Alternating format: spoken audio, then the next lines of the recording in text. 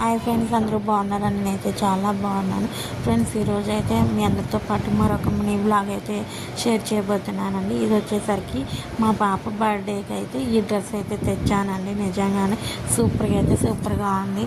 మా పాపకు 10,000 పెట్టి 5,000 పెట్టి 20,000 పెట్టినా కూడా తను ఈ డ్రెస్సు ఇంకా 2 డ్రెస్సులు అంటే పాతవి పెట్టినా కూడా పాతవే వేసుకుంటాను అంటుందండి. నిజంగానే చెప్తున్నాను, కొత్త డ్రెస్ తెచ్చి కూడా వేస్తే చాలా డ్రెస్సులు అయితే మూలైతే పెట్టేశానండి. మా బాబు వేసుకోదనమాట. ఎవరైనా చూసినా కూడా మమ్మల్ని అంటారు, వీళ్ళ తల్లిదండ్రులు అసలు బట్టలు తెస్తున్నారు వెళ్ళలేదని చెప్పేసి అయితే మమ్మల్ని అంటారనమాట. చాలా ఇదిగా ఉంటుంది. మాకే ఇలా ఆల్రెడీ అంటూ ఉంటారండి. అంటే మన ముందర అనకపోయినా బయట అయితే అంటూ ఉంటారు. సో ఇంకా నెక్స్ట్ అయితే కనుక తన బర్త్డే కోసం అయితే స్వీట్ అయితే మా ఆయన చేస్తున్నాడండి. తను బ్యాచులర్ లైఫ్గా ఉన్నప్పటి నుంచి అన్ని వంటలు నేర్చుకున్నాడు అనమాట. ఇది వస్తుంది ఇది రాదని కాదండి, అన్ని వంటలు కూడా చేస్తాడనమాట. నాకే ఇంకా రావండి. నేను ఇప్పుడిప్పుడే తన దగ్గర ఇంకా నేను నేర్చుకుంటున్నాను.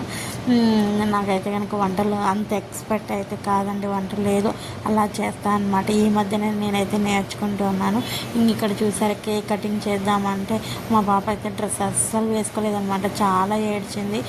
సో తను అలా ఏడుస్తూ ఉంటే మేమైతే వదిలేసాము. కొత్త బట్టలు వద్దనిందనమాట. ఇంకా నెక్స్ట్ అయితే కనుక సరేలే కేక్ కటింగ్ చేయలేదు కదా అని చెప్పేసి తన బర్త్డే కోసం అయితే పార్టీ అడిగాను.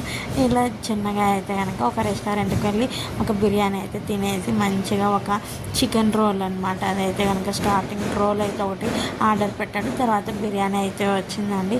తినేసి మంచిగా హ్యాపీగా అయితే ఇంటికి వచ్చేసాము.